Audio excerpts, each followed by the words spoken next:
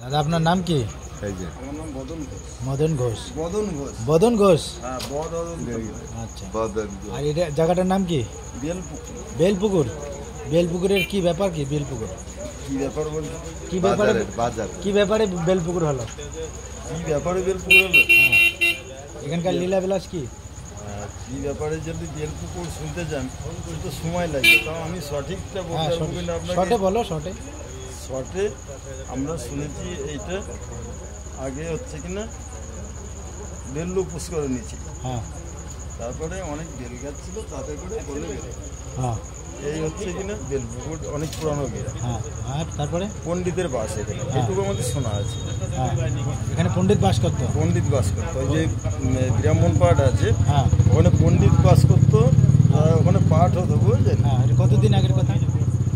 আপনার হচ্ছে কিনা হ্যাঁ 100 বছর আগের কথা। 100 বছর আগের কথা। 100 বছর আগে তাহলে 100 বছর পরে আজকে এরকম কন্ডিশন কেন বেলপুকুরের? বেলপুকুর এখানকার অবস্থাশালী লোকেরা সবই চলে যাচ্ছে। কোথায় কেন গিয়েছে?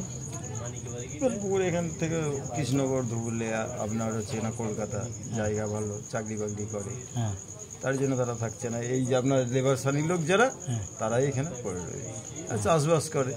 আর যারা অবস্থাশালী লোক, হ্যাঁ আমার নিজের একটা ভাগ নেই জানেন, চাকরি পেয়েছে এই বছর 5-7 হলো কি 10 বছর হবে হারলি। বেলপুকুর 2 জায়গায় বাড়ি, আবার কৃষ্ণগড় গিয়েছে বাড়ি করে, সুযোগ সুবিধা। এই কারণেই বেলপুকুরের পরিস্থিতিতে যাই, তাছাড়া কিচ্ছু না। ধন্যবাদ।